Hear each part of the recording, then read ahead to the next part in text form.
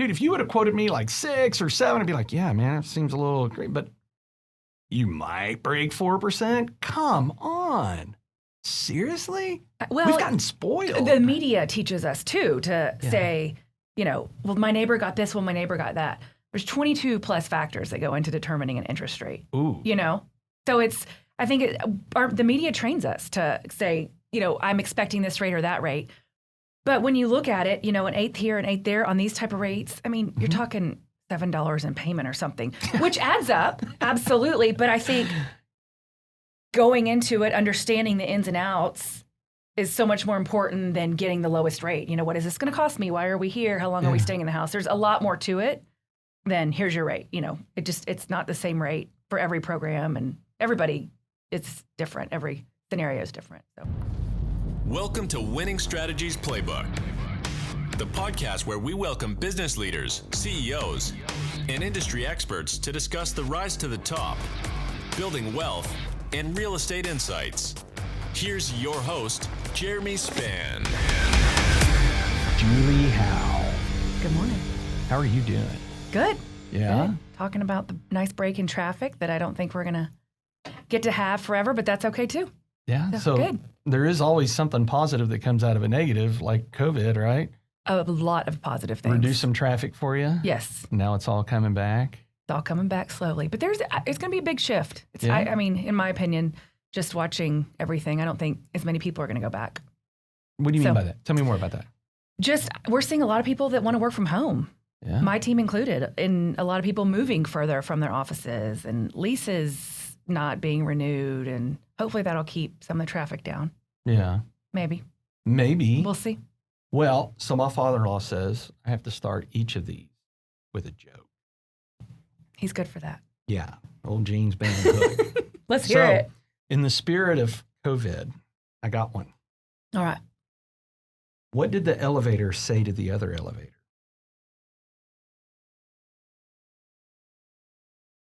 Not see you at the top. I don't know. I think I'm coming down with something. That's pretty good. Yeah. I was going the wrong way. It's going the wrong way. I like it. So we've been doing these funny little jokes, and I've been trying to, if there's a theme with somebody's industry, I've tried to find one on those, but I didn't take quite as much time to go look for one. So I didn't have a lending side of the house one. You could just show something absolutely wild and crazy, and that's what it is right now. And I'm pretty sure everybody's expecting me to say something wild and crazy. Perfect. But I'm keeping it PG-13. Okay. I'll do my best. You don't have to. It's a free country. You can say whatever you want. I mean, that's a great thing about this is you can say whatever you want. I'll behave, make my parents proud. Make your parents proud. I know. This is not like Girls Gone Wild where your dad is watching something and then seeing something that you're like, could be worse. Yeah, could be much worse. Man, and that's the way you are too, right? Is everything could be so much worse. Yes. You are one of the most positive people ever met in my life where everything could be worse. People get so wrapped up in stuff. As a matter of fact, wrapped up in something I didn't know about you. I'm totally curious to find this out. So you've been doing business with my wife, Laura, my business partner, for almost 20 decades. No, 20 years. 20 years, 2 decades, 20 decades. We met in middle school. Met in middle school. Because, you just turned 24. Right. And so as I was preparing for this, because I knew you were an Aggie. I'm an Aggie. You went to A&M. And I did not know that you were a poultry science major. Yes. Tell me about that. So my mom and dad both grew up in small towns, West Texas, outside of Abilene and outside of Lubbock. And I showed pigs in high school in Plano. Okay. And so have always loved agriculture stuff. So knew I wanted to go to A&M. I kind of thought I wanted to be a vet, but when I got there, I realized I didn't want to stay in school that long. So some poultry science, when I went 20 years ago, was becoming really popular, and there weren't many women in this major. So twofold, get a job, possibly a husband, right? You know, lots of, it was a good. Check a lot of boxes. Right. You just didn't know what was going to come of it. So I loved it. I studied poultry science all 4 years. throughout A&M. I never changed my major. And then I got out of college and moved home. And the jobs that I could do were marketing for Pilgrims, quality control, that type of stuff. But everywhere had me going to East Texas or Waco or Arkansas, and I wasn't ready to leave the Metroplex. Okay. Long story short, I got a job with a home builder and never went into the poultry industry. But I loved it. And I still read about it. It's really interesting. I don't eat much chicken. You don't? Because I know a lot. I know a lot. You know a lot. I've seen a lot. Educate me. Educate me. Just the process and how they're raised and grown. And Yeah. I mean, a lot. I don't discourage my kids from eating it, but I'd much rather have beef. Yeah. Or pork.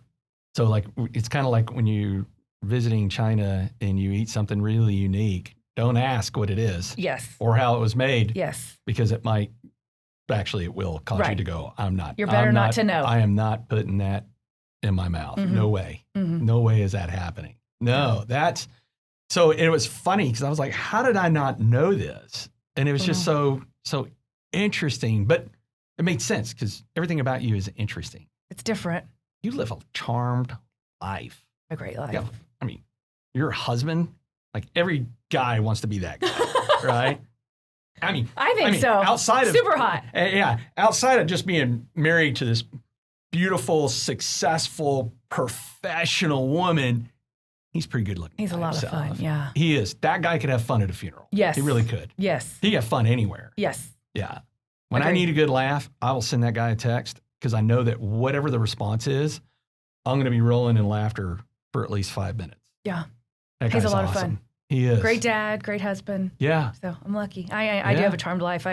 Going through COVID and everything, and you go, oh, this or that. But at the end of the day, I'm like, man, I don't know one person that has it better or is more blessed than me. And I truly feel that way. Yeah. So that's what you got to stay positive. You got to put one foot in front of the other and keep it going. Yeah, I feel like I said this a few minutes ago. Yeah. You're always positive. Well, yeah. You're always seeing the alternate half glass is not full. fun. Yeah. Right. Yeah. And so you go to this home builder. I go to this home builder. How long were you there? I was there 2.5 years. I did marketing and sales, and then I went into doing the construction piece with the city, getting specs, plans approved through the city for permits. And then I left there. So I did that 2.5 years for 2 home builders, and then I went and taught school for a year. What was that like? Yeah, it's a long story. What grade and what did you teach? 6th grade math and science in Weatherford.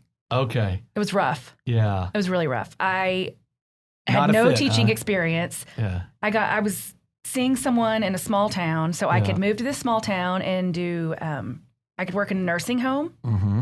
I mean, there was no option for me not to have a job, so I could work in a nursing home or be a teacher. Those were kind of the 2 top positions that were in these small towns I was looking at, and so I went and got my emergency teaching certification at Tarleton.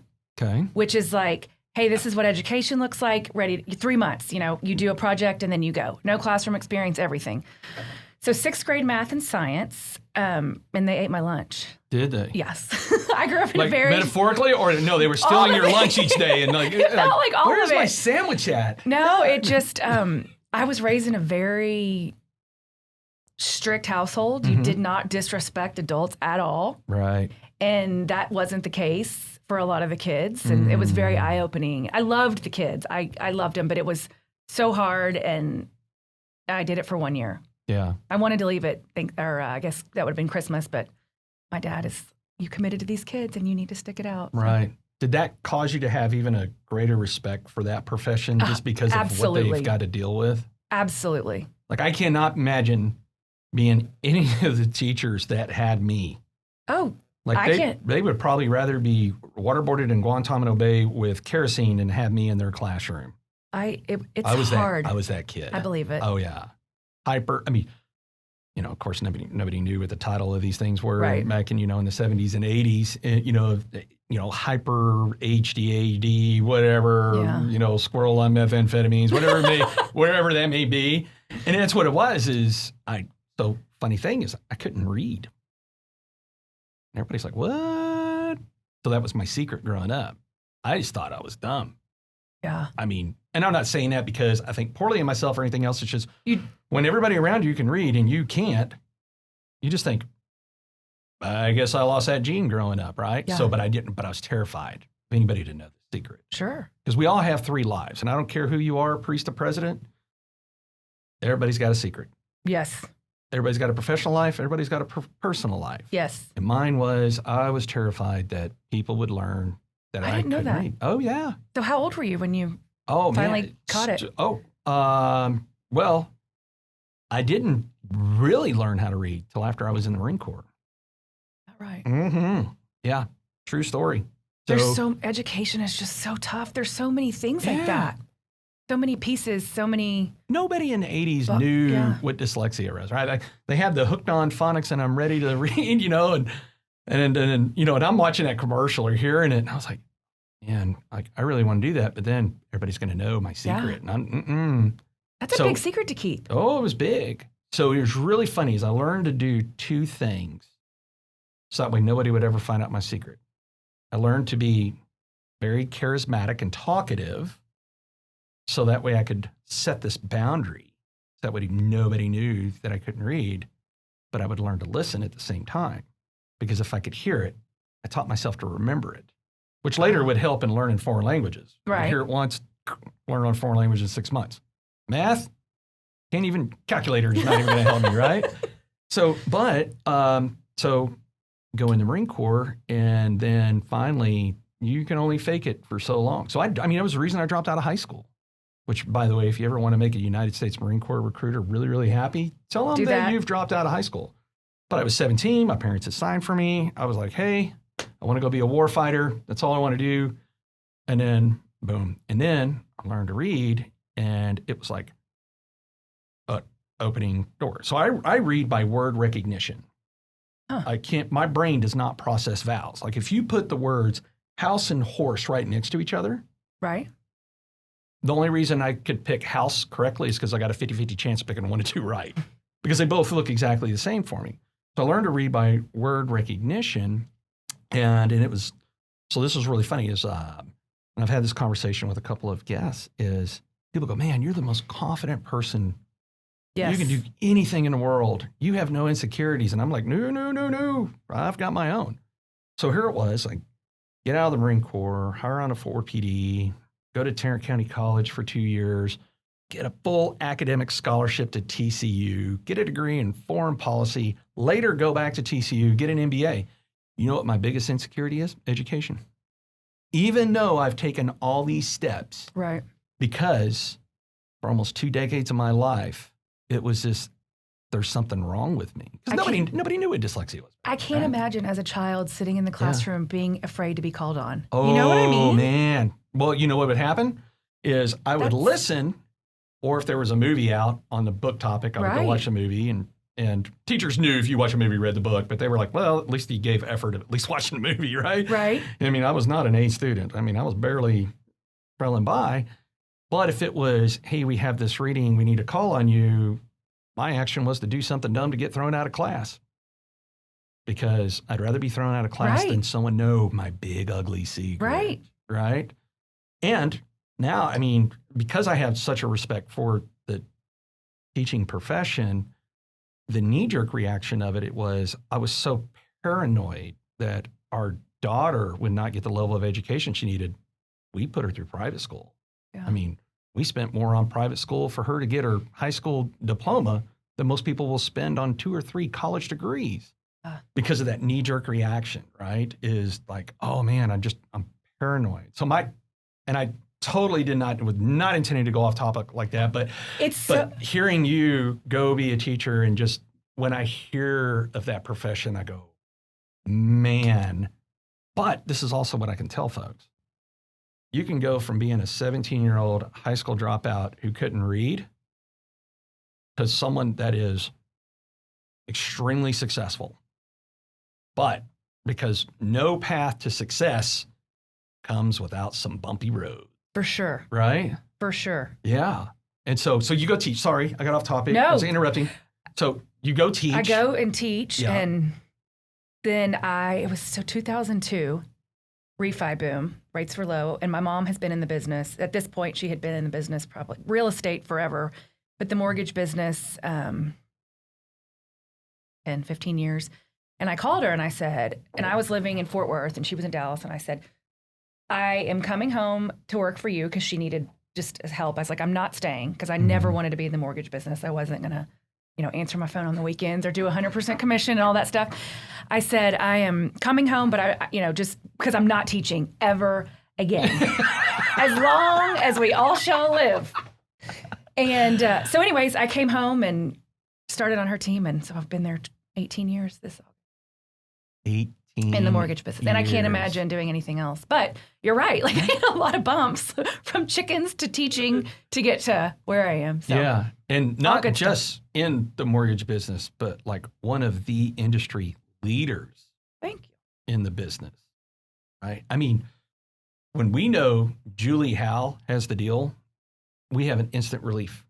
We know that side of the house is getting taken care of. Just like a good title company, like Old Republic Title Right. with Catherine Cargile and Barry Davidson. Once they've got it, and those are two big things, title and lending. I mean, Right. I mean, everybody goes, hey, I want to go buy 4 walls and a roof. I'm like, it's only part of it, you know?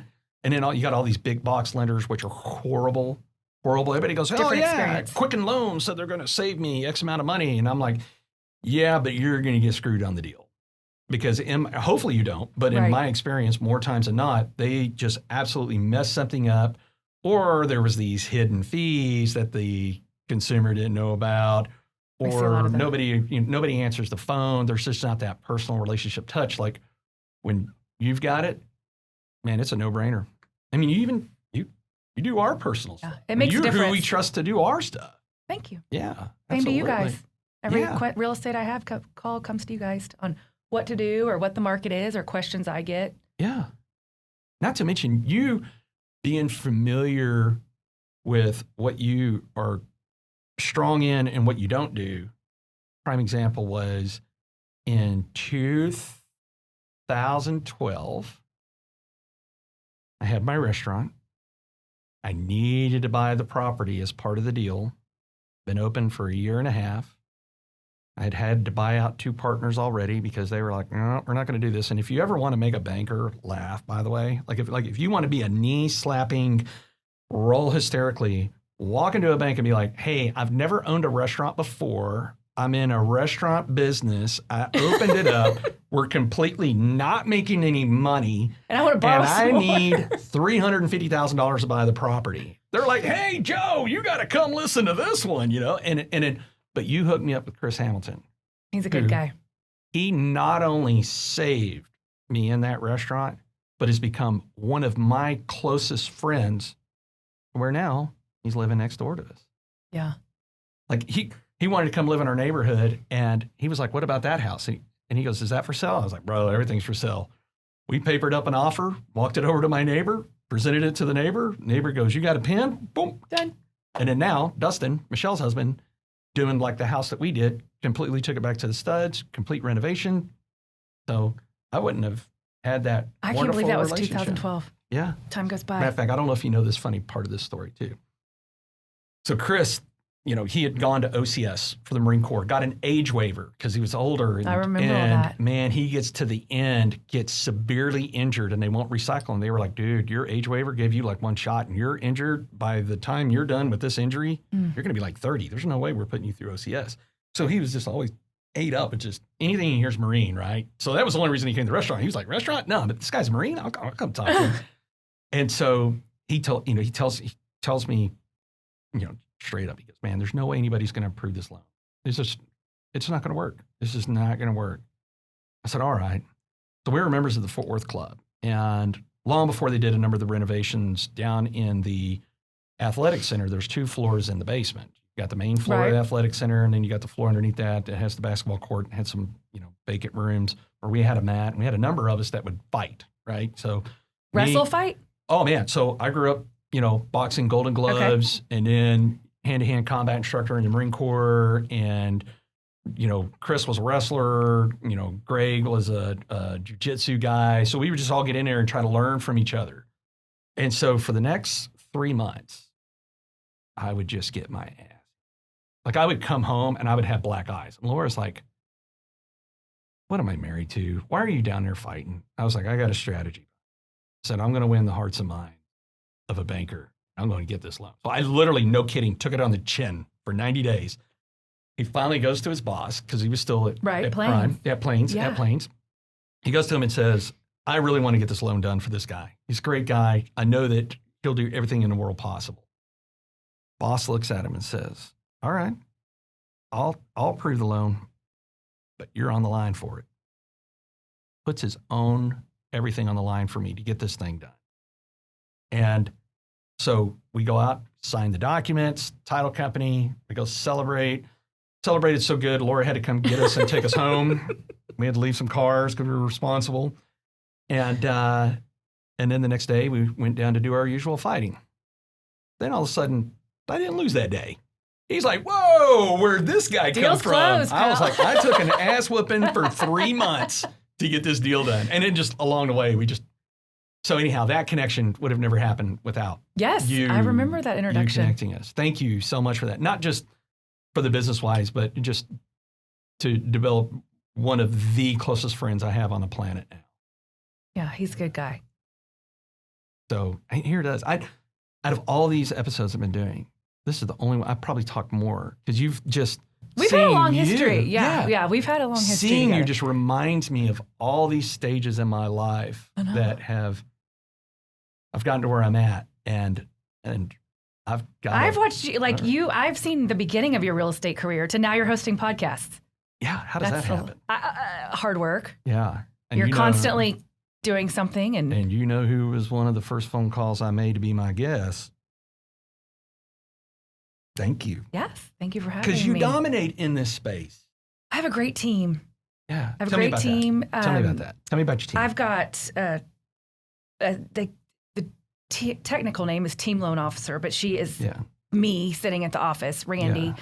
Yeah. Randy's awesome. Yeah, thank you. So awesome. She's makes our team. Yeah. We wouldn't be where we are without her. And then I've got Jennifer, a processor, and I've got Kelly, who does setup and marketing. Yeah. And we're so lucky. We've worked together. Randy and I have been together for over 10 years. I know. And that just doesn't happen a lot in our industry, you know? No. Being at Prime Lending for so Revolving long. door, Yes. people coming and going, yeah. And we just clicked and we support each other and we trust each other. And you trust her. You know, that's the nice thing, that if somebody calls for me and they can't get me, they know her, they trust her, and she can run with it as if it was me. So I think that's a huge part of my success. Let me tell you the reputation that you and your team have. So I got a new client recently, Bobby Corbin. Yes.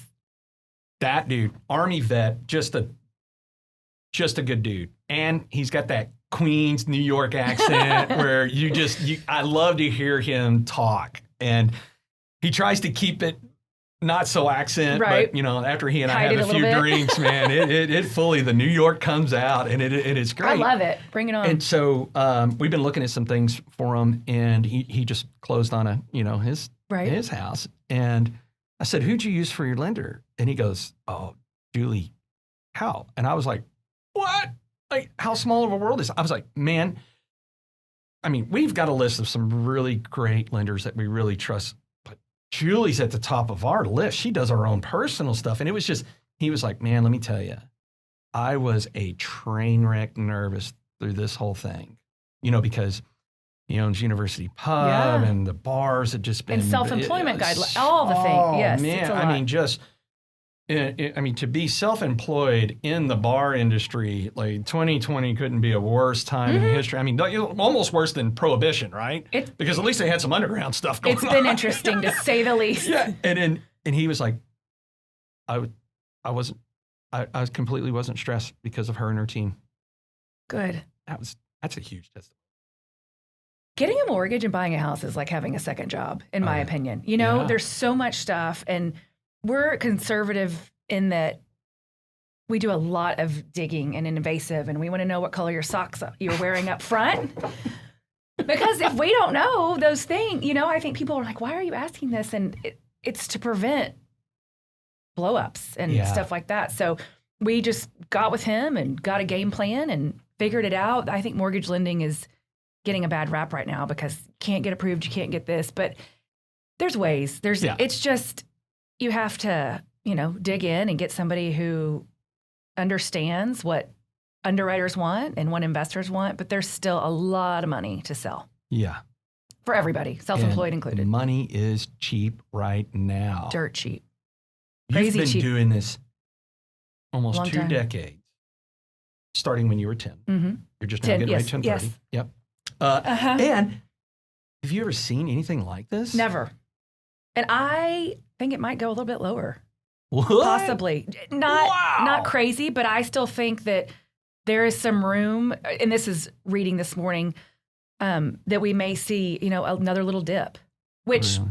is not going to be a quarter in rate, but might be just a few basis points. But my Yeah. stars, you're at, under 3%. That's free money, in my opinion. When I started, it was high sixes.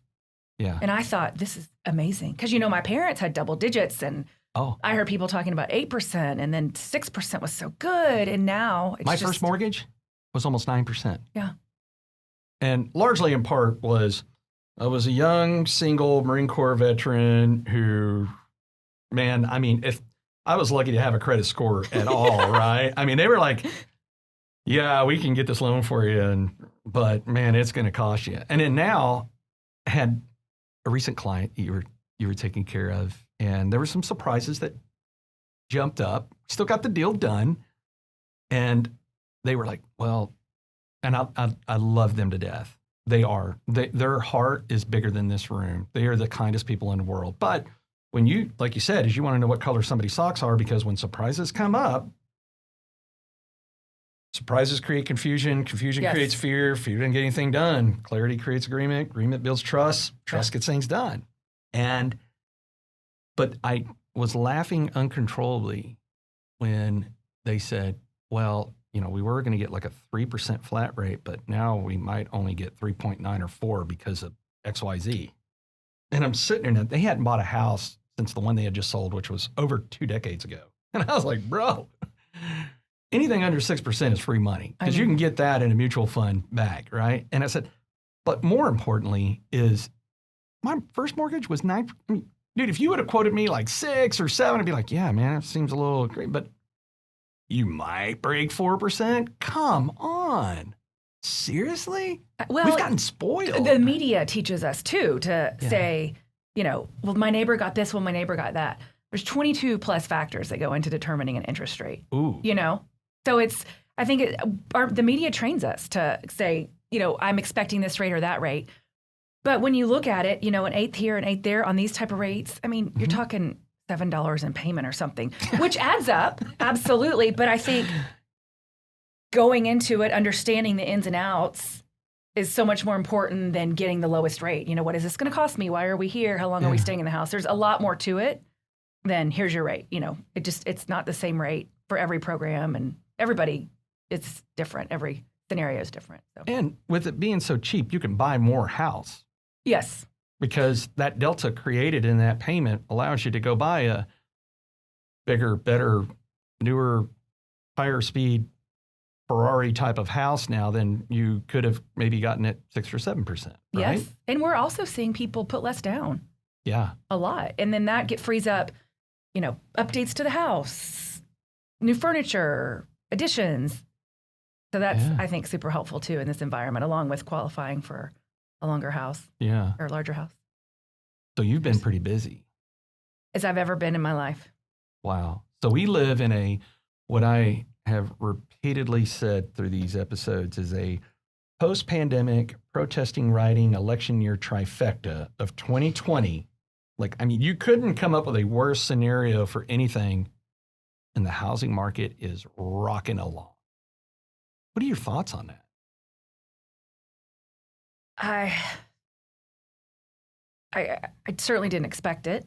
Yeah. But I get it. I do get it, because of course you have the summer coming up, the summer months, but there's so many people making large changes in life right now. And with that comes your home. Yeah. And if that's, we're like, some people are increasing in size so they can have 2 offices. Some of them are saying, we're not living together anymore, and there's 2 homes. Or a lot of people are moving to more rural areas because they're not going to go back to the office, or, they're working from home, or they need bigger space. So a lot of it makes sense how it's playing out, but I don't think anybody could ever have predicted anything like this. I mean, we're setting records.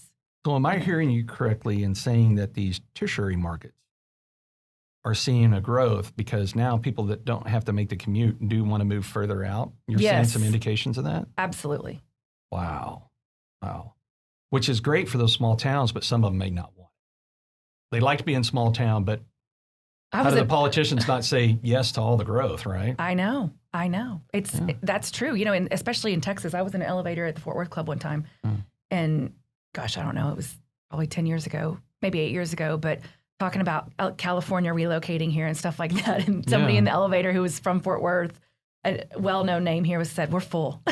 He was just like, and I'm sure some of the small towns are feeling like we've got this culture that we love. Yeah. But a lot of that will change, I think, too, when you have prices going up. Yeah. In the small towns outside of the Metroplex, people are just able to go further out and have more flexibility on when they need to be in the office and commutes. And so.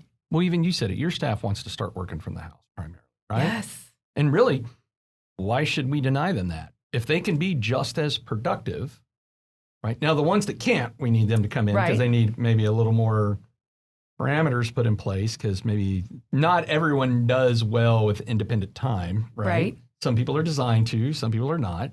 But the ones that are, I'm thinking from, and we've heard this through several guests, is like, whatever you're spending on a lease and you don't need that much space, right? That affects cash flow, right? Yes, and I have been in the office, and I'm one of the few. But I have gone in since May, and my team is still at home. They've started to come back a couple days a week, but I think that, and I want to be in the office and have my team in the office. Yeah. They work further out and have tolls and commutes, so we're working out what that's going to look like. But I like to visit, Yeah. And we have pretty complex files, so I like to talk about files and have team meetings and pipelines. But I'm getting better at FaceTime with my team. And they're, but they really like working at home. I would be floored if I'll stay full time at the office. Yeah. But I would be surprised if any of my team comes back full time. Really? Mm-hmm. Wow. Most of our office, I would assume, is not going to come back full time. So that's an interesting dynamic going on because in the beginning, executives had to look at, hey, wait a minute. Everybody was like, well, we'd like to try this telecommute thing, but nobody wanted to take the risk of it. Then the risk was taken away from them because there was no choice with the pandemic, for people forced to stay home and those that were essential or needed to, keep the business going. And then so at first it was talking to executives, hearing them say, yeah, we're evaluating this because why can't we save some money getting smaller office space? Then some of the complications came in with not everybody plays well working from home. So they wanted to bring them back. Then the next thing they experienced was, what do you do with a workforce that demands to work from home? And as those numbers grow, you go, okay, well, you want to work from home? I'm going to go hire this person because this person will come in. Mm-hmm. But if the majority of the population gets to a point where they say, I want to work from home, what do you do? You've got to make those new plans now. Right? Yes. So those are some of the things that are going through some of these executives' heads of saying, we have to look at this from a larger 35,000-foot view of not just what we want, but what the employees want. I think it will evolve too. You think so? I know for my industry, we're so busy right now that I think everybody is focused at home. They don't have a choice, right? It's go, go, go, go, go. Right. But it'll be, once things slow down, it will be interesting to see if more people come back in the office to work on different projects. And the nice thing about my business is that we're not school teachers, we're not in there from 8 to 5, and we have so much flexibility because we could take a loan app here, we don't have to be, I need a calculator and a piece of paper. So that is nice, but it's always changing, I think. Right. Which is different, from where we used to be coming in the office every day, but yeah, different's good. What we're seeing, and I am concerned for the larger commercial real estate industry, the larger office buildings, malls. How do they get repurposed? Even Carol and James were ordering stuff on Prime Amazon, right? I mean, I can't even get my father-in-law to turn on a smartphone, let alone know how to use the thing. And he's And then now he's ordering, everything under the sun under there. So there is this evolving, world that we live in, but I think it's one of the reasons why there's so much pressure on the residential real estate side of it, because how many people living in a house really truly liked or disliked their house? They were never there long enough to know. Right. Then you spend 60 days in a house and you determine, wow, I really like it, or I really don't. Or in a lot of relationships, I really like you, I really don't.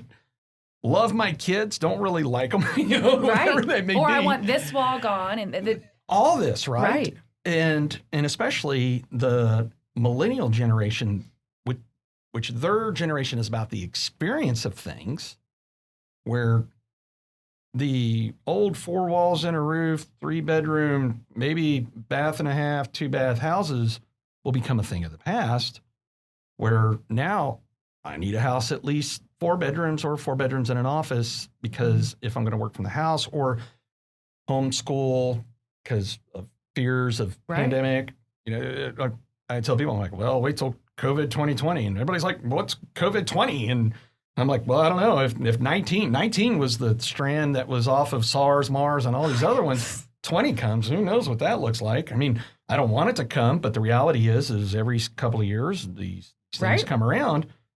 What will that do to society? And as that happens, people do want to move further out, and people do want to have more space. Swimming pool. It's Never crazy. Seen anything like it. Crazy. I mean, prior to the pandemic, if it had a pool, it was 50-50. Some people were like, yeah, it'd be great to have a pool. The other people were like, nah, I don't want to mess with it. Now, wait a minute. If I got to be stuck with my kids for another 60 days, I'm getting a swimming pool for them to. And putting in pools. We're seeing so many people refinancing and putting in a pool. Oh, and then so Chris Jameson, good friend of ours, who owns a landscaping and pool business, he's coming in to be a guest, talking about, okay, well, we could have built you just a bang up job of a pool for 70 grand before. Now it's going to cost 100, and I might be able to get to you in a year type thing. Yes, because now everybody wants a pool, and then supply chains because of COVID and everything else. So long story short is, I think that's why you and us and others that are in our industry are seeing this high momentum in the housing market, because this is where people are going to put down. And I'm really curious to get your thoughts on, sure, naturally the job situation, which people would naturally qualify or not qualify for now because of the pandemic, has caused some interruptions. But instead of creating a gap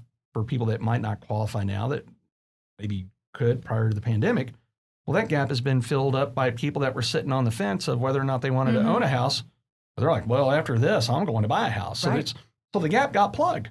So there's literally no, except where you have even less inventory, because more people are like, well, I don't want to put my house on the market because I am comfortable staying here during the pandemic. So we've got even less inventory and higher pressure on who wants that inventory.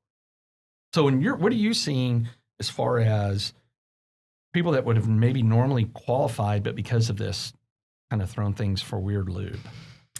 So the challenges that we have on qualifying, most of what I've seen, that if they're not qualifying now, it's not because of COVID. Yeah. It's because of tax write-offs and how they structure their business. What we're seeing and what the underwriters are asking for is explain to us what March through June looked like and why July and August are better. So where we are right now, it's nice because most people are back into some groove where we can say, I mean, March through May, we all just kind of looked at each other and, what's going to happen in regards to businesses growing and restaurants, like you said. But we've also had the ability to say, yes, I think the underwriters are really open to, yes, here's what happened in the very beginning, but here's our plan to be on track again. And, we're doing this, or we're at 25% capacity. But when you make a plan and you're able to present it as going forward, we've got a game plan and we're going to move past this, underwriting can work. Okay. So it's not, I'm trying to think if we've had reduced hours from COVID have challenged underwriting, but it hasn't disqualified anybody that I can think of off the top of my head. Anybody that has not been able to qualify recently wouldn't have been able to qualify 12 months ago. Okay. Just because of, how their tax returns look or certain credit scores. So it's not, to me, there's a way. Right. You just got to make a plan, and you've got to, you're asking someone to lend you money. Well, they want to know that you're going to be able to repay it in the future, even though you've had 3-6 months of craziness.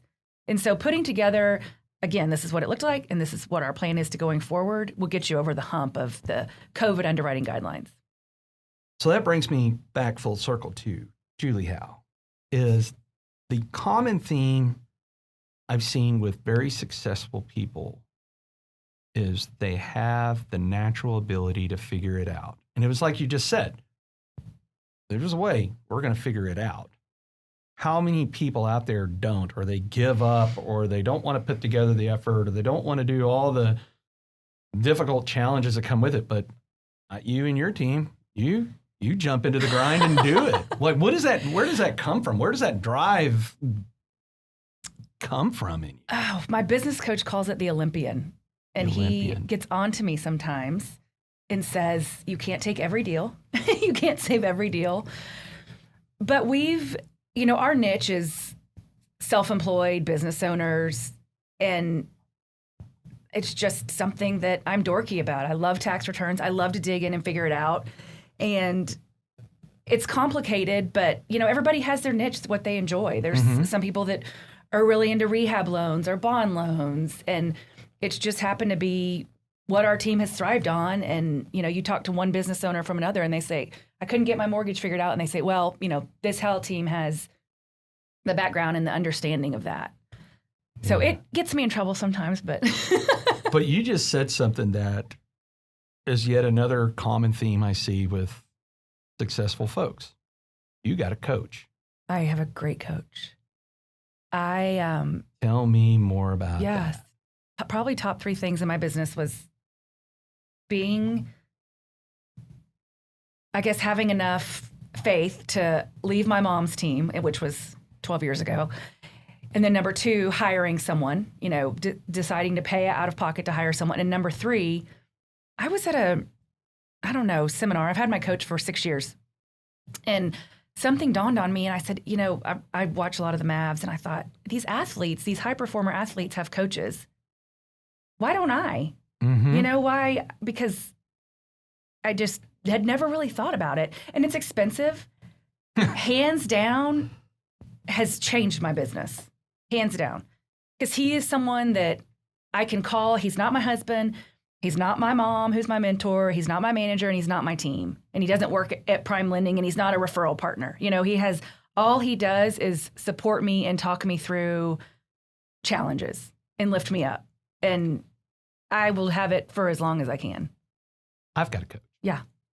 Matter of fact, we just did a recording with my coach. And as I like to make the jokes of, you pay someone a whole lot of money to hear things that your spouse will tell you for free. Yeah. But you listen, but it's different. Laura was so anti-have a coach, Tony, that she resisted it. And now any major decision that needs to be vetted out, first words out of her mouth, get this through Tony. Cody's the same way. Yep. What does Ward say? Yep. And to be able to have that security in a relationship where your spouse is like, hey, listen, because as spouses, you want to be that ultimate relying on each other, but we don't come with a book with all the answers. Right. And not having insecurities that get in the way of leaning on someone who does have that experience to bring it in is just a huge game changer. Matter of fact, several of our guests in these recordings, actually 2 of them, we have the same coach, and others have coaches. And it's like you said, professional athletes have them. Right. Because if you want to be top of the game, you need someone to help get you there, right? Absolutely. Right. And our spouses were trained to be coaches, Yeah. They And I think they could probably say the same thing as our coach and hurt our feelings. Well, I don't it mind. doesn't hurt your feelings as much when it's someone that you don't have to share a bed with, right? Exactly. Lord can tell me stuff. I'm like, oh, if Cody said that way. Okay, so I've got to ask this, and only share if you want to, because I will definitely share. Yeah. What is the most uncomfortable question? Because that's what a coach does, right? They ask you all the stuff that you don't want to hear, tell you stuff you don't want to hear. What would you say is the most uncomfortable question that your coach has given you where you, I don't know if I have an answer to that, or I don't know if I want to answer that, or it just gives you the chills up the spine?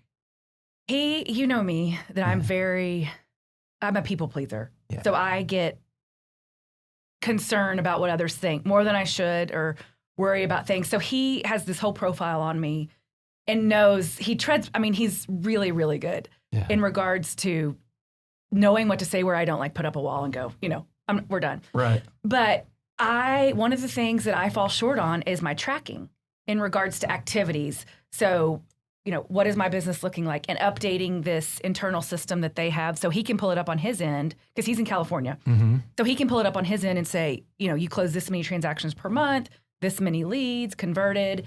I am really bad about inputting that into the system. And so that's the one thing that I cringe, because I know he's going to say, can you send me your numbers?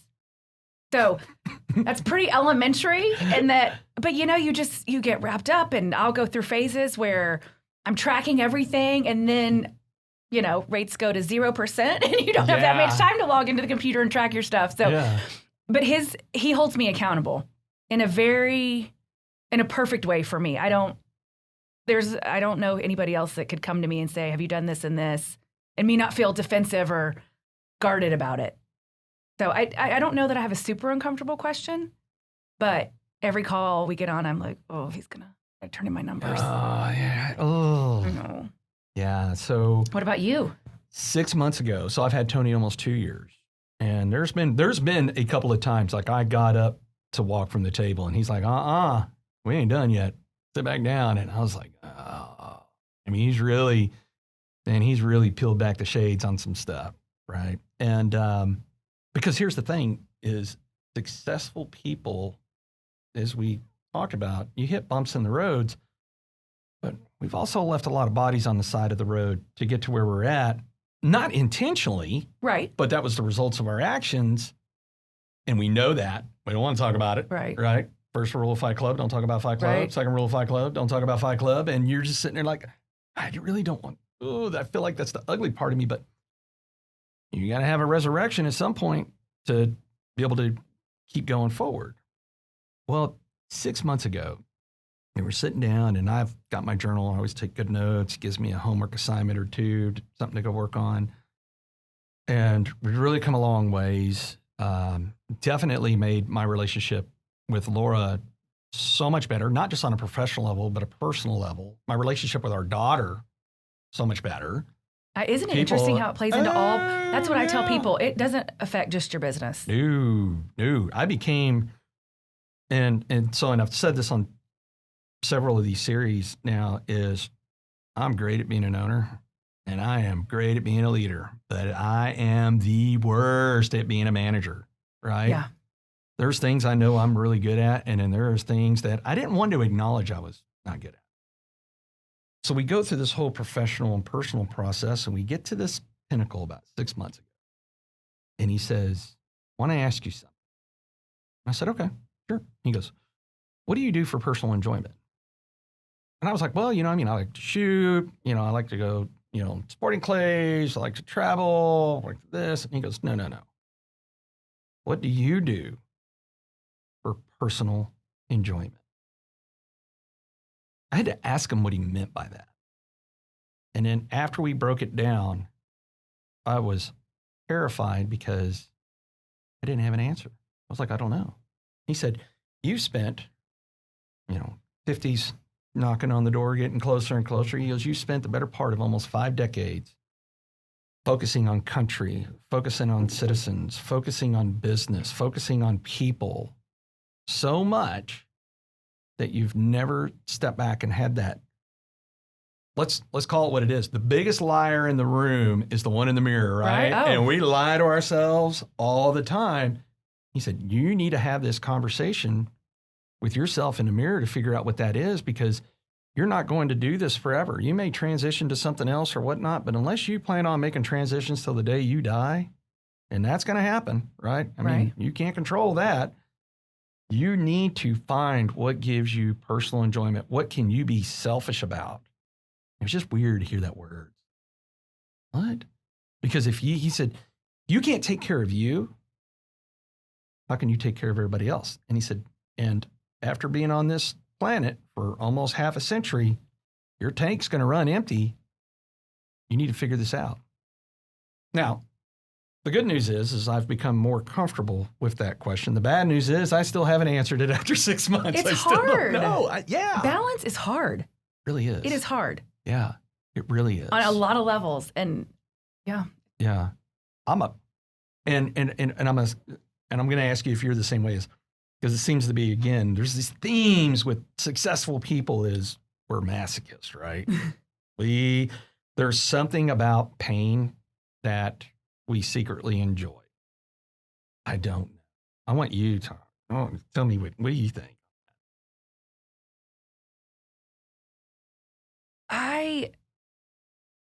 I think part of I say yes to things that, and my coach has worked with me on this. You're saying yes to these things, but it's not allowing you to these difficult things. So you're saying yes to these difficult, not a good fit on a client or a networking group that's not, whatever. You're saying yes to these things because you don't want to say no, but yet X, Y, Z, A, B, C are missing out on your expertise. And so, and I think COVID has done a beautiful job of helping us with boundaries, so people calling and not having our best interests in mind, we weren't a good fit, and being able just to say, hey, it's going to be a better fit for you if you go elsewhere. Well, 2 years ago, I mean, yes, we'll take care of you. Yes, we'll take care of you. Yes, we'll take care of you. But that's silly. I'm not going to be the best fit for everybody. You know what I mean? That's not how life works. And so I think in our industry, you're commissioned, you're running your own business, and you are responsible for lead generation and bringing it in, and it's your name and taking care of people. So saying no is scary, which causes pain when you don't say no to the right things. The hell file that's like, it's going to be bad, and you're like, I have to do it because I'm the only one who can do it, which is total crap, Right. But saying no to those things gets rid of, I think, some of that pain but that's so hard. And for me, but I've seen it in process, especially during COVID, going, okay, I could work a zillion hours a week, but say on our team, where our family comes first. Yeah. Hands down. A family comes first. If you have something to do with your spouse or kids, mortgage can wait. I tell my team all the time, nobody's going to die in real estate. It feels like it some days. Right. But you have to set those boundaries, and it's not easy, though. And I think setting the boundaries hopefully alleviates some of that pain that comes along with just being who we are. That's just how we're wired. Yeah. I think to take on everything. You're so right. And we wanted to be able to take our business to the next level, right? And I probably said this on almost every episode, is the biggest mistake I made 4 years ago when I entered the industry was, out of ego, I call it the Spann Group. But I have all these great folks that work with us. And really, they're the ones that do the heavy lifting. Yeah. So there's this expectation of, I've got to get a Spann, right? And you're like, well, actually, you really don't want me. You really want them. They're the ones that are going to do the absolute best heavy lifting. They're going to, I'm not a detail guy. They are detail folks. Absolutely. They are, Laura. I mean, that she doesn't miss a beat on anything, right?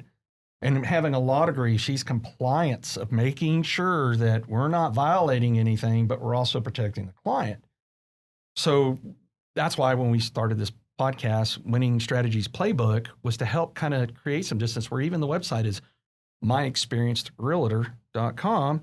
So that way, folks, because another reason we didn't want to do like spangroup.com was because people can spell span so many different ways, right? That they would probably never find it. But it was to create that image of like, really, yeah, I'm the face of it, but I'm not the one that delivers the value. And where we've come in, and we know how to deliver value. We are subject matter experts in problem solving. And COVID showed that, right? Mm-hmm. COVID hit, we had $7.5 million worth of transactions that were supposed to close that all died that quick. But we were able to salvage every single one of them except for one. And at that point in the process, it wasn't our seller's fault. It was the buyer had a buyer who had a buyer, daisy chain of things. Mm-hmm. And then, but we were able to work it out over the next 60 days, and then our seller didn't want it. So there's only certain things you can't control everything. But if you really look at our record, yeah, we only didn't fix one, but that one is, we could have, they just chose not to. Right. And that was setting boundaries of, if you're looking for somebody who has ample loads of time to give you undivided attention and do a lot of hand-holding because that's what you're looking for, mm-hmm. we're not your team. That's not us, right? I mean, if you want someone that you can call that's going to answer the phone at 10 o'clock at night and whenever and all this 7 days a week, we're not your team. Right. Right. Now, the trade-off is you can get someone like that, but chances are the reason they have that much availability is because they're not doing a lot of business. And if you want to be in control of the processes, by all means, please use someone else, because our processes, they work. Right. And our track record and our success rating shows that it does work. So we explain to folks is, if you want a team that is going to look after your financial interests, and your financial interests are going to be key number one, because the trade-off too is if you've got someone that, yeah, I mean, maybe they're pretty good, but they only do a handful of deals a year. But let's say this is their main source of income. Are they really looking after your interests, or are they looking after their own? We do such large volumes, we don't have to worry. We're not living and dying on the vine by a deal not closing, right? Mm-hmm. We don't have to worry about that. So the client's financial interest is always more important than ours. And then on top of that is we're like the American Express card. Better to have us and not need us than need us and not have us. For if something goes wrong, if there is a way to fix it, we will figure it out. And so that's who we're trying to attract as clients. But like you said, it gets hard to say no. You're really looking for someone that you can go tell what to do. And here's the deal is, you're an expert at what you do for a living. I'm an expert at what I do for a living. And if you're not going to listen and heed the advice I'm going to give you, then let's just not waste each other's time. I don't need your money to hit myself in the head with a hammer anymore, right? So being those no's. Matter of fact, I remember it was in the last couple of months, I sent you in and you called me and you said, man, this is just not going to be a fit. You know which one I'm talking about. And I said, I get it. I understand. I am not mad at all. But that was really hard for me. Yeah. You guys are my people. Yeah. Yeah. But I knew I'm in my head, this is the time that this is going to require, and this is how many more families I could help. Yeah. But I don't know why. I mean, I guess when you hit your 40s, you can finally do that. But it makes business more enjoyable. It does. And I guarantee it makes business more enjoyable for the consumer. Oh, because 100%. It's so much more important. People say, what's the best? People ask me, what loan size do you like? And that's not at all. It doesn't matter. Yeah. I like to work with people who trust me. Yeah. To do my job and take care of them. That's the best client you can refer to. I think people like us who are into relationships and problem solving. That's in my opinion, that is the number one thing that you have to have in our industry. Probably one of the biggest stereotypes we're always fighting with this is, so not a lot of $1 million houses move in Fort Worth, mm-hmm. but a $250,000 house is going to move in a matter of seconds. So on our social media, the larger ones stay on the loop a lot longer. And because they stay on the loop a lot longer, it just gives the image that we only do big, fancy houses. We do everything. Right. From 100,000 to 100 million, we do it. And we're looking for the same thing as the customer experience, the value exchange. You got to want to trust us and be with us, just like we want to trust and be with you. As long as we have that value exchange, we're good. Mm-hmm. One-sided is lopsided. Lopsided's in the convincing business. I don't have time and energy to convince. I don't have the time and energy to be convinced. Let's find you someone that you're looking for that's not us. Right. This is what we're looking for because we are scary good at what we do when it comes to solving it whenever it falls apart. And it will. And especially COVID showed that in the pandemic, right? But like you, as I sit there still, I mean, I've gotten more comfortable with it, but it's still just right there, just that little ticking of like, oh, did I really have to say no? But a term that I've gotten more comfortable with, and I'd be curious to get your thoughts on this, is in football, you can actually have a team that comes on and wins every preseason game, every regular season game, every postseason game, and the Super Bowl, wins every single game. And it's happened, right? But in baseball, in the history of never ever has that happened where somebody came in and won every single game. They pay 126 games or something like that. And there's no way to win 126 games. Right. But you can still absolutely 100% be the best team in baseball and not win every single one of them. So that was a concept that I had to get more comfortable with of, you're not going to win them all. You're not going to make everybody happy. But if we focus on the ones that we are, right, love on them. By the way, they're also the ones that are going to send like-minded people to us to have that larger volume of happiness. I agree. And I think it's an ongoing process. You and I could probably meet in 12 months, and I guarantee both of us would be like, oh, I said yes to this person, and it was a disaster, you know? And you just have to constantly work on it and focus and say, is this going to be a good fit? And we love what we do, and we love our customers, so we want to make people proud. And sometimes saying no is a better end result, but it's just hard. Yeah.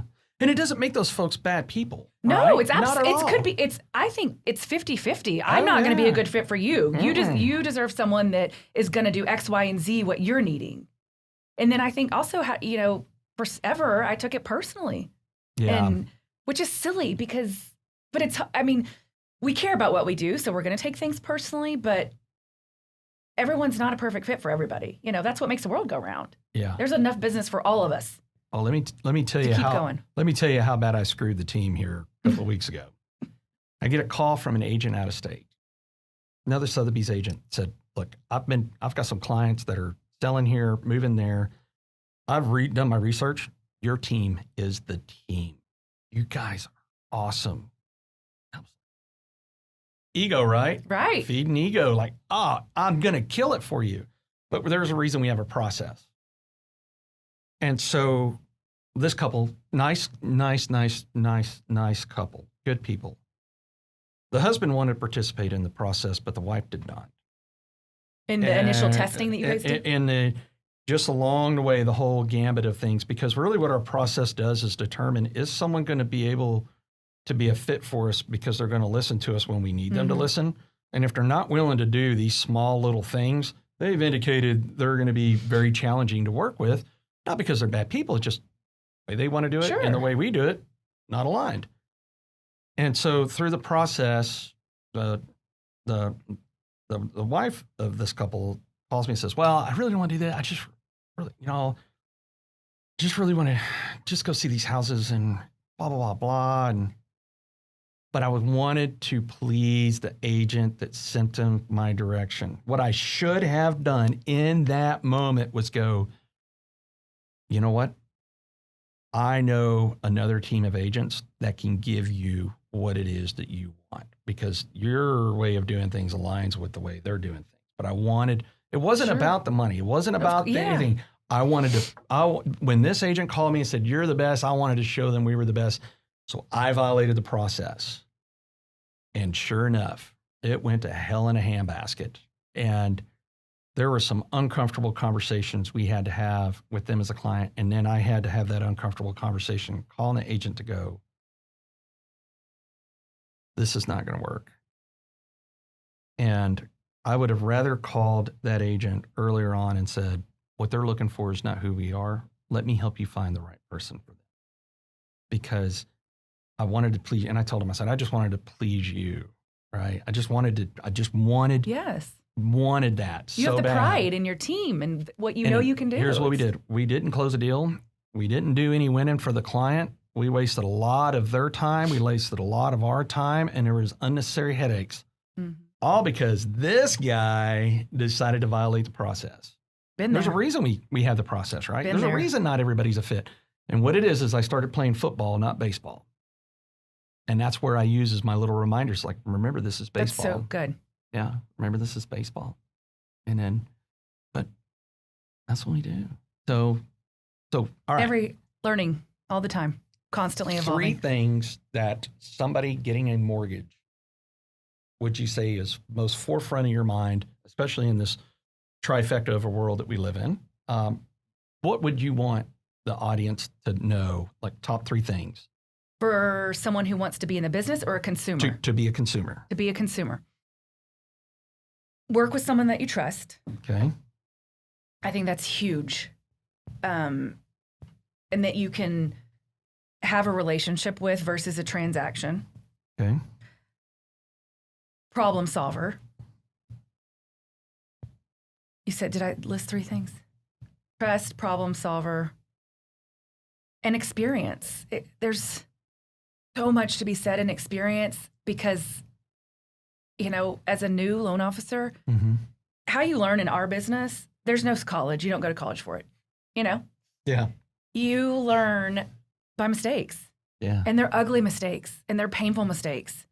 And it makes you better and stronger, but experience in my industry is huge because you don't know what you don't know. And there's loan products that I'm not an expert at. I'm an expert at tax returns and other stuff and jumbo lending, but you talk to me about a bond down payment assistance, I'm not going to have everything off the top of my head because I don't have as much experience in that. So Yeah. there's more likely landmines in those for me. So just having someone who's willing to problem solve and trust them, I think trust is huge. And I get people say, oh, I saw a lower rate. Well, absolutely. You can go to Bank of Antarctica on the internet and get a lower rate, but are you really going to close on time? Yeah. What? Because saving an eighth in rate versus the deal blowing up and you be in breach of contract or miss your closing date is way more painful than working with a 1-800 number. And those are hard lessons to learn, I think, for consumers, because like I said, we're so driven to me as a consumer. I'm driven, Mhm. You're driven, the media teaches us price, Mm-hmm. not value. Right. And that's hard. But if you have to learn it the hard way and a deal blows up, Right. and we get those calls a lot. Tried to go with a big bank, or I tried to go with somebody else that didn't understand the process or hasn't been doing it long enough. And so I not hate saying that. I have a hard time saying that because I was a baby loan officer, at one time. We were all there, right? Yes. And you want, I want them to have business and close deals and get the experience. But as a consumer, they need to have someone on their team that knows what's going on and has the experience Man, to guide them. I can't tell you how many clients we now have that initially used the friend. Yes. But the cousin. And like you said, trust, experience. And interesting enough is every one of these recordings, all these widely successful people like yourself, the key word that comes up in everything across the board is trust. Trust that's huge. And I think that's a word that a lot of people throw around loosely and they take Mhm. advantage of or take for granted and don't realize it. When you've got, no kidding, real experience, real professional, real success, and real trust, that's what makes the wheels on the bus go round and round, Right. right? So let's say Julie could go back and talk to 20-year-old. 22-year-old self, graduating with a poultry degree. What would Julie say to Julie at 22 now? And I'm sure there's a lot of things you would love to go say, but what's something forward of mind that if you could go back and be like, if you're going to just do one thing, do this? Believe in yourself. There's only one you. And you are amazing. And the more that I learn myself, the better I am for everybody involved. My husband, my kids, learn what I'm good at, learn what I'm bad at. And I just think self-awareness, I didn't learn that until I was older. And I think it changed a lot of things for me. Learning myself, learning what made me tick. What am I good at? What are my red light things that I need to hire out because I'm the detail stuff. Right. 10 years, I get questions and I will tell people, I'm not sure, let me check with my team. Yeah. 5-10 years ago, I would have, figured out an answer and called back and said, I have the answer just because I was afraid of not knowing. But those aren't my expertises, Right. I'm much more beneficial to my team and the client of focusing on the things that I'm good at and know versus trying to be everything. So I think be you, and whatever you are, whatever makes you tick, whatever makes you happy is going to be the best version of yourself for any industry that you're in and any client that you support and take care of. So one of the things so that's how I end all these podcasts is asking folks, what would you say to 18, 22-year-old self? And it's literally now becoming this challenge of who's going to say something that someone else said, because every interview we've done this far, the answers have been different. Really? Fascinating, isn't it? And so that's how it's also not like some cliche throw out, I would go tell myself X, Y, Z. Right. I mean, our guests have really given us some real answers of, that's again, why you're successful, right? Is because you don't want to lie to the person in the mirror. You got to go back and have that conversation like, hey, take this away. This is what if you just do this one thing. Yeah. Of course, one of our guests joking around, he was like, hey, if I could go back and talk to 22-year-old self, hey, on September 15th of 2002, don't go out that night. And it was funny because I think there's always a little truth to every joke, right? Absolutely. Yeah. And it was just, I just laughed uncontrollably. So someone's looking to get a great loan product from the great Julie Howell and her team. How do they find you? Where do they go? Website, call us. Okay, website. Julie What's the website? K, letter K. Julie K. JULIEK Howell.com. JulieK.com. Julie Howell. Julie K. Howell.com. Howell.com. And all right, what's a good email if they want to email your team? jhowell@primelending.com. It'll just come straight to me. Prime Lending. And a phone number. Is there a phone number that they can call? Yeah, 972 972 713 3278. 3278. Thank you so much for your time. Thank you for having me. I enjoyed the visit. I love that with all the guests that we've had.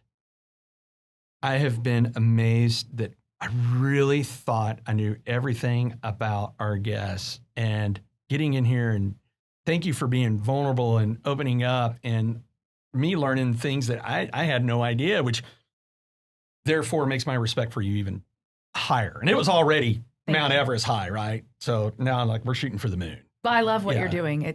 It's so helpful. I think this is really neat to talk about these things, and because we all learn from each other for sure. Well, let me keep learning. Let me ask you one more thing, and I meant to ask this earlier, but you know me, I squirreled around. So I grew up with a very strong mother. So I am all pro women. And of course, you know my wife, you've known her for 2 decades. So I have all the respect in the world for women. Of course, our daughter. So, but I also realize that it can be very challenging being a female in this world. If you were to an aspiring female who's looking to be completely successful, what is one thing that you would tell them to be like, hey, X? I know that's a box to open up, question, right? But I get that question just because of the industry. Yeah. Just in general, to be successful in general. Stay true to yourself and set boundaries, because just because someone tells you no doesn't mean anything. You know, I mean, if there's someone who you respect and is on your board of directors, so to speak, you listen to those things, but you can do anything. Yeah. You know, you really can. And believe in yourself. Surround yourself with good people. Yeah. And I'm in a world of men, you know, I do a lot of bank business, and I have been so fortunate And it's maybe just because I never allowed any of the riffraff in the beginning Yeah. that I have been treated amazingly. So basically, You know? if I hear you saying right, is you set the tone early on to Right. let them know, hey, whatever jackassery you want to Right. jump into, Ain't happening. ain't happening here. Well, it's the same way with Laura. Yeah, You know, no, everybody- she and I are very similar. Like, Oh, yeah. I think we you know, that probably a turn off to some people. Like, these women are pretty hard and straightforward, but at the same time, like, we don't put up with the crap. Oh, my buddies laugh at me. I'm like, look, I literally spent the better part of my life in an environment where people tried to kill me for a living. And I'll tell you, one person that I am not going to cross is my wife, because she will. I mean, I've done things to help that, as I've gone to goose feather pillows instead of foam pillows. You can breathe through those. I don't walk in front of her when we're going downstairs. All good things.